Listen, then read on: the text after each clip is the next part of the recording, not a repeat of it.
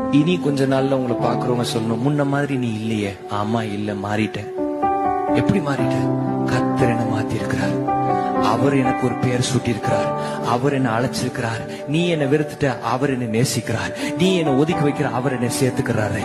நீ என்ன உருப்படாதவன் சொல்ற, கர்த்தர் நீ ஆசீர்வதிக்கப்பட்டவன் கர்த்தர் என்ன சொல்கிறார். நீ என்ன அழகு இல்லைன்றாரு, கர்த்தர் உள்ளங்கையில வரைந்து வச்சிருக்கிறார். அவ்வளவு அழகா இருக்கிறனால தான் கர்த்தர் என்ன உள்ளங்கையில வரைந்து வைத்திருக்கிறார். ஹல்லேலூயா.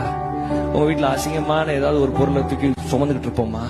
நல்லா இருக்கிற ட்ரெஸ் தானே போட்டுக்கிறோம், அப்படிதானே? நம்மளுக்கு பிடிச்சதெல்லாம் வாங்கிக்கிறோம். அப்போ கர்த்தர் அவருக்கு எவ்வளவு உங்களையும் என்ன பிடிச்சிச்சுன்னா உள்ளங்கையில வரைஞ்சு வச்சிருக்கிறார்.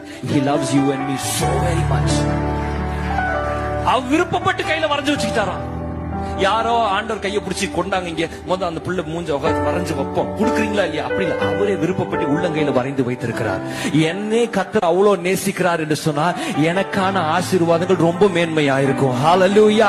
எனக்கான வாழ்க்கை ரொம்ப பெரிதா இருக்கும். நான் கிதியோனை போல நான் ஒரு தீர்மானம் எடுக்கிறேன். இனி நான் பராக்கிரமசாலி தான். இனி தேவனால் ஆசீர்வதிக்கப்பட்டவன் தான். இனி கர்த்தர் எனக்கு ஒரு பெரிய நன்மையை வச்சிருக்கார். நான் ஆசீர்வாதமா தான் இருப்பேன். என் வாழ்க்கை மாறிதான் இருக்கும். நான் இனி சோர்ந்து போவதில்லை. நான் இனிமேல் I'm going to say no to depression. எத்தனை பேர் சொல்லுகிறோம் no more depression? சோர்ந்து போய் உட்கார மாட்டேன். கர்த்தர் எனக்கான ஒரு புதிய துவக்கத்தை வைத்திருக்கிறார்.